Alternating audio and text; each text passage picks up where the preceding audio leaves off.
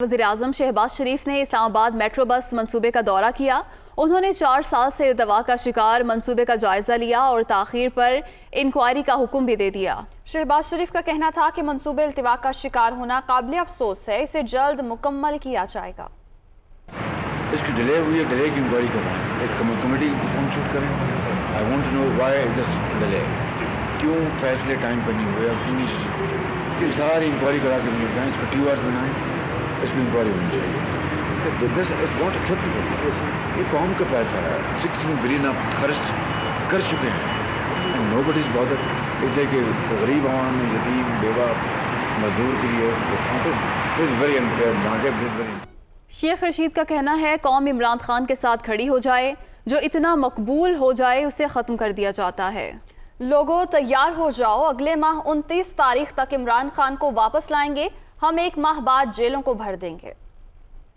सियासत तैयार नहीं हुई, अब ये सदर के खिलाफ इम्पीचमेंट लाएंगे और दुनिया में जो आदमी इमरान खान जितना मकबूल होता है उसे खत्म कर दिया जाता है। सारी कौम इमरान खान के पीछे खड़ी हो जाए। जो फौज को गालियां देते थे वो बूट पॉलिश वाले वापस आ गए हैं। अगले माह की 29 तारीख तक मैं देता हूं, हम इमरान खान को वापस लाएंगे अमन के रास्ते में, कि इमरान खान के लिए 1 महीने के बाद जेलों को भर देंगे। Chairman people party Bilawal Bhutto Zardari ने इमरान खान पर तंज करते हुए कहा कि मुस्तरदशुदा सिलेक्टेड इदारों पर हमले कर रहा है। अपने ट्वीट में बिलावल भुट्टो जरदारी ने कहा कि अदालतों ने बेपनाह बर्दाश्त का मुजाहिरा किया है। तहरीक-ए-एतमाद को कुचलने के लिए साबिक वज़ीर-ए-आज़म, डिप्टी स्पीकर और सदर ने आर्टिकल 6 की धज्जियां उड़ाई। इमरान खान ने महज सियासी मकासद के लिए तहरीक-ए-एतमाद को सबूताज करने की कोशिश की। इदारे गैर जानिबदार हैं, इमरान खान को अब छुपने की जगह नहीं मिलेगी। मुस्लिम लीग नून के मरकजी रहनुमा एहसन इकबाल ने कहा है कि इमरान नियाजी का एजेंडा पाकिस्तान में इदारों को बदनाम करना और इंतशार फैलाना है। इमरान खान के पेशावर जलसे से खिताब पर रद्द-ए-अमल देते हुए एहसन इकबाल ने कहा कि फिक्र न करो, पाकिस्तान का एटमी प्रोग्राम महफूज तरीन हाथों में है। जिन्होंने प्रोग्राम शुरू किया और पाया तकमील तक पहुँचाया, तुम तो उसे भी बेच दोगे। एहसन इकबाल ने मजीद कहा कि क्या फॉरेन फंडिंग करने वाले के इशारे पर मुल्क में अफरा तफरी पैदा की जा रही है। और अमरीकी वज़ीर ख़ारजा ने वज़ीर-ए-आज़म शहबाज शरीफ को मुंतखब होने पर मुबारकबाद दी है। एंटनी ब्लिंकन ने कहा है कि उनका मुल्क पाकिस्तान के साथ अपने दरीना ताउन को आगे बढ़ाने का मुंतज़िर है। अमरीकी वज़ीर ख़ारजा की तरफ से जारी बयान में कहा गया है कि पाकिस्तान 75 सालों से वसीतर बाहमी मुफादात का हम शराकतदार है। अमरीका पाकिस्तान के साथ ताल्लुकात को कदर की निगाह से देखता है। हम नौ मुंतखब पाकिस्तानी वज़ीर-ए-आज़म शहबाज शरीफ को मुबारकबाद पेश करते हैं और पाकिस्तान के साथ अपने दरीना ताउन को आगे बढ़ाने के मुंतज़िर हैं। अमरीका एक मजबूत जमहूरी पाकिस्तान को बाहमी मुफादात के लिए ज़रूरी समझता है। और बरतानवी वज़ीर-ए-आज़म ने शहबाज शरीफ को वज़ीर-ए-आज़म मुंतखब होने पर मुबारकबाद दी है। बोरिस जॉनसन ने मुश्तरका मुफादात के शोबों में मिलकर काम करने के अज़्म का इजहार किया। बरतानवी वज़ीर-ए-आज़म बोरिस जॉनसन का कहना था कि पाकिस्तान और बरतानिया दरीना दोस्त ममालिक हैं और दोनों ममालिक के दरमियान गहरे बरादराना ताल्लुकात हैं। बरतानवी वज़ीर-ए-आज़म ने कहा कि बरतानिया मुश्तरका मुफादात के शोबों में पाकिस्तान के साथ काम करने के लिए तैयार है। वज़ीर-ए-आज़म पाकिस्तान ने रद्द-ए-अमल देते हुए कहा कि पाकिस्तान और बरतानिया के गहरे और वसीतर बाहमी ताल्लुकात हैं। बरतानिया से दोस्ताना ताल्लुकात को मज़ीद अगले दर्जे तक लेकर जाएंगे।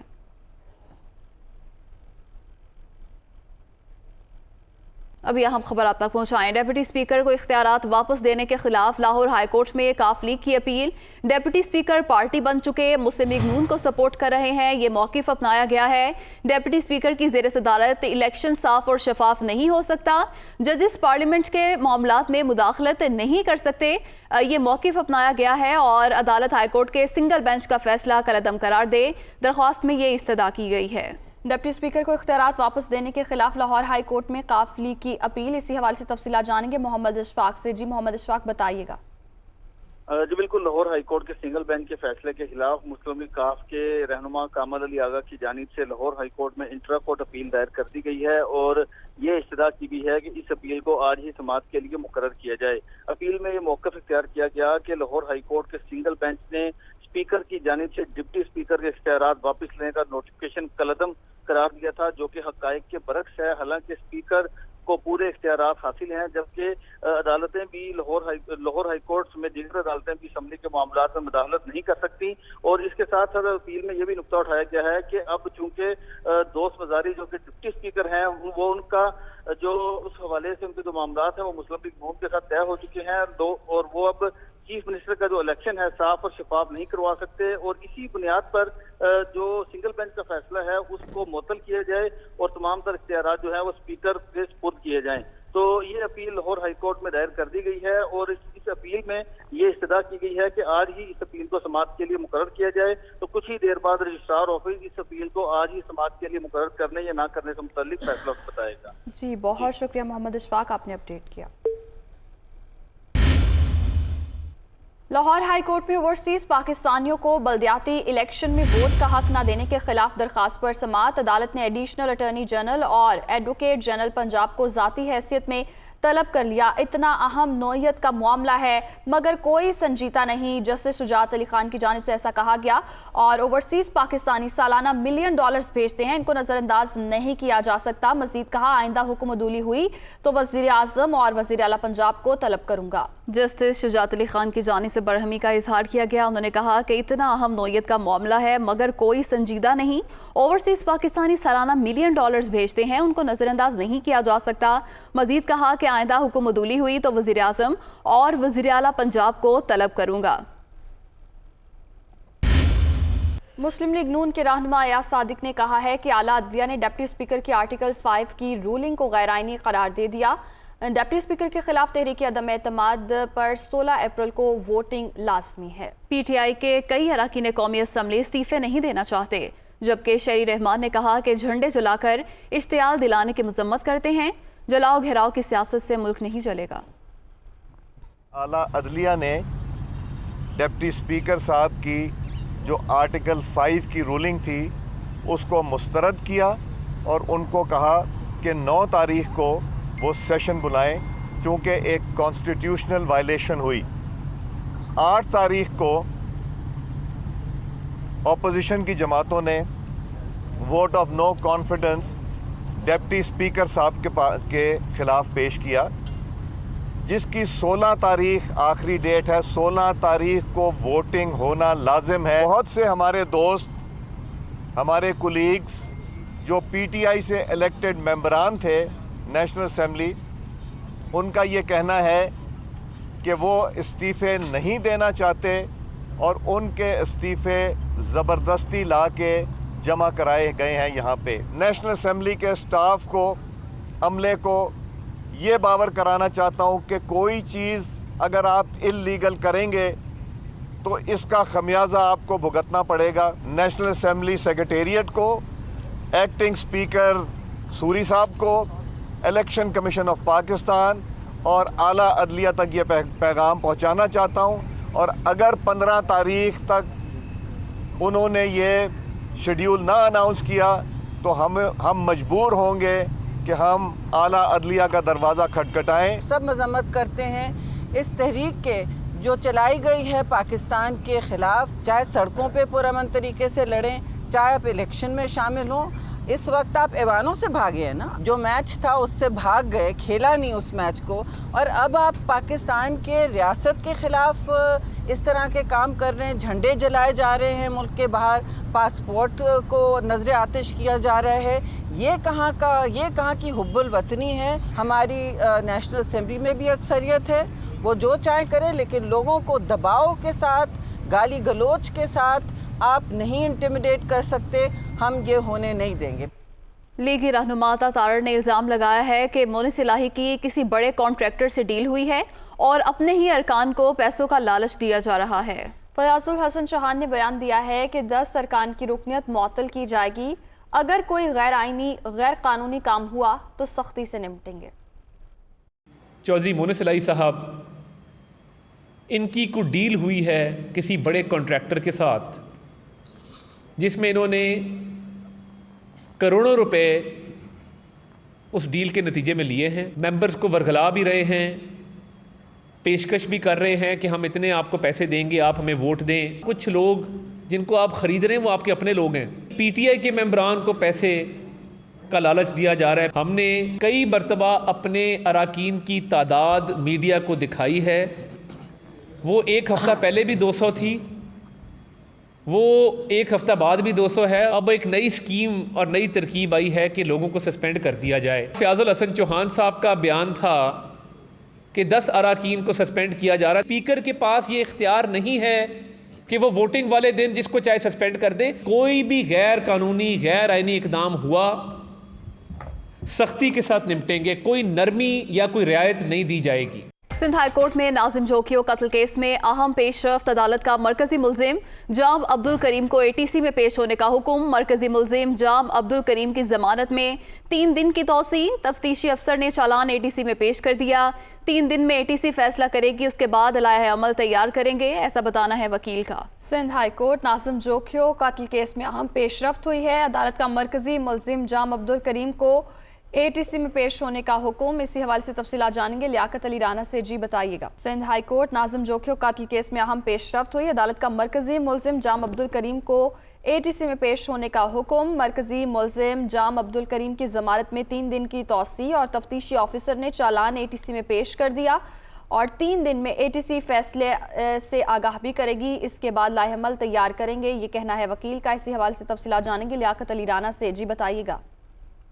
देखें, पाकिस्तान पीपल्स पार्टी से ताल्लुक रखने वाले रुकने कौमी असम्बली जाम अब्दुल करीम की सिंध हाई कोर्ट ने आज तक अबूरी जमानत मंजूर की थी। आज जाम अब्दुल करीम अपने वकला के हमरा दोबारा जस्टिस मोहम्मद इकबाल कल्होड़ो के रूबरू पेश हुए तो अदालत ने उनसे सवाल किया कि आप ट्रायल कोर्ट के सामने पेश क्यों नहीं हुए, जिस पर उनके वकील का कहना था कि कल जो तफ्तीशी अफसर है उसने चालान पेश किया है, हमें अभी तक यही नहीं पता कि चालान में क्या है और हमें कहाँ पेश होना है। लिहाजा अदालत से इस्तदा है कि हमारी जो अबूरी जमानत है उसमें तोसी कर दी जाए, जिस पर अदालत ने जाम अब्दुल करीम की अबूरी जमानत में 3 दिन की तोसी करते हुए उन्हें हदायत की कि इंसदाद दहशतगर्दी कोर्ट में वो सरेंडर करें, उनके सामने पेश हों। और इंसदाद दहशतगर्दी कोर्ट को भी अदालत ने हदायत की है कि वो इसकी रिपोर्ट पेश करें।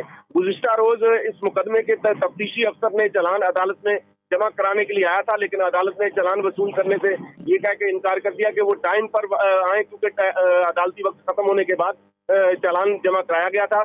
आज दोबारा अदालत ने तफ्तीशी अफसर को इंसदाद दहशतगर्दी कोर्ट में तलब किया है और उन्हें चालान पेश करने का हुक्म दिया है। ज़राए का कहना है कि जाम अब्दुल करीम और उनके भाई रुकने सिंध असम्बली का नाम तफ्तीशी अफसर ने चालान से खारिज कर दिया है और उन्हें बेगुनाह करार दे दिया, लेकिन आज फैसला इंसदाद दहशतगर्दी कोर्ट करेगी कि ये दोनों भाई मुलज़म हैं या नहीं है। जी बहुत शुक्रिया लियाकत अली राना, आपने अपडेट किया। अवाम ने नई हुकूमत से नई उम्मीदें वाबस्ता कर ली। शहरियों की अक्सरियत हुकूमत से महंगाई में कमी के लिए इक़दाम उठाने की ख्वाहां दिखाई दे रही है। अमन व अमान की सूरत हाल में बेहतरी भी अवाम की बड़ी ख्वाहिश है। लाहौर से सुहेल कैसर की रिपोर्ट देखिए। कई हफ्तों तक मुल्क में जारी रहने वाली सियासी अफरा तफरी अब किसी हद तक थम चुकी है। नई हुकूमत की तरफ से ज़माम इक़्तिदार संभालने के बाद अवाम ने भी आने वालों से नई उम्मीदें बांध ली हैं, जिनमें से बेशतर की बड़ी ख्वाहिश महंगाई का खात्मा है। बत्ती दे बिल कोई घ्यो शो ये वो सारा कुछ सस्ता गरीबों ने इन्होंने आसरा रख चलो रियायत होवे। सबसे पहले तो उनको महंगाई कम करनी चाहिए। जो गरीब का रोटी पानी है ये चलना चाहिए। सानू सब तो पहले तो ये कि ये महंगाई घट करे, क्योंकि जो गरीब आदमी है वो महंगाई की वजह नाल मर गया। शहरियों की बड़ी तादाद हुकूमत से ये तवक्को भी रखे हुए हैं कि आने वाले हुक्मरान मुल्क की मुआशी सूरत हाल में बेहतरी लाएंगे, बिजली और पेट्रोल के निर्खों में कमी करें और अमन व अमान की सूरत हाल में बेहतरी के लिए हर मुमकिन इक़दाम उठाएं। हमें उम्मीद है कि इंशाअल्लाह ताला पहले भी शहबाज शरीफ के दौर में लाहौर में क्राइम रेट कम था और अब भी इंशाअल्लाह क्राइम रेट कम होगा। हम इनसे रोज़गार चाहते हैं, रोज़गार दें लोगों को, कारखाने फैक्ट्रियाँ, बस कौम दुआएं देगी और चीज़ें खाने पीने की सस्ती करें। उम्मीदें वाबस्ता कर लेना एक बात और इनका पूरा होना दूसरी बात है, जिसके लिए बहरहाल थोड़ा इंतजार करना होगा। बिलाशुबा नए आने वालों से अवाम को बेशुमार तवक्कुआत वाबस्ता हैं, तो उन्हें मुतअद्दिद बड़े चैलेंजेस का भी सामना है, जिनसे निमटना बज़ाहिर काफ़ी मुश्किल तो दिखाई दे रहा है, लेकिन उनके लिए कामयाबी के अलावा कोई दूसरा रास्ता नज़र नहीं आता। कैमरामैन फैसल रहमान के साथ सुहेल कैसर, दुनिया न्यूज़, लाहौर। कोयटा में तरबूज के निर्ख भी आसमान को छूने लगे हैं। रमज़ान में सबसे ज़्यादा इस्तेमाल होने की वजह से तरबूज फ़ी किलो 80 रुपये में फ़रोख्त हो रहा है, जो माजी में 25-30 रुपये में फ़रोख्त होता था। मज़ीद जानते हैं नुमाइंदा दुनिया न्यूज़ फरीदुल्ला खान से। देखने में आ रहा है कि जो ही रमज़ान का महीना शुरू हुआ है, कोयटा में जो चीज़ें सस्ती होने के बजाय दिन ब दिन बढ़ रही हैं। आम तौर पर ये तासुर दिया जा रहा है जो फ्रूट है कि फ्रूट रमज़ान में लाजमी जुज़ है दस्तरखान का, उसमें जो सबसे सस्ता फल जो हुआ करता था वो तरबूज था। गुज़श्ता सालों की निस्बत जो इस साल तरबूज का खासा महंगा है। थोक के हिसाब से यहाँ 70 रुपये फ़ी किलो के हिसाब से जो है ये तरबूज ये बेचा जा रहा है। अगर हम बाज़ार में जाएँ यही तरबूज वहाँ 80 से 90 रुपये किलो बेचा जा रहा है। हुकूमत की जानिब से ऐसे कोई इकदाम नहीं किए जा रहे जिसकी वजह से चीज़ें सस्ती हों। दूसरी चीज़ देखने में आ रहा है कि आवाम का ये कहना है कि हुकूमत को ऐसे इकदाम करने चाहिए कम से कम और किसी दिनों में ना कम से कम ये तरबूज जो एक सस्ता फल था इसको अब सस्ता होना चाहिए ताकि आवाम को कम से कम रोज़ों के दिनों में अच्छा फ्रूट में मिले और जो ये सस्ते दामों तरबूज मिल सके ताकि वो अफ्तारी कर सकें। क्योंकि तरबूज जो है उसको तवानाई का ख़जाना कहा जाता है, क्योंकि इंसान के बदन में रोज़े की वजह से तवानाई कम हो जाती है, पानी की कमी हो जाती है, तरबूज खाने से वो पूरी होती है और यही सस्ता ज़रिया, लेकिन अब ये सस्ता ज़रिया भी आवाम की पहुँच से दूर हो चुका है। जी।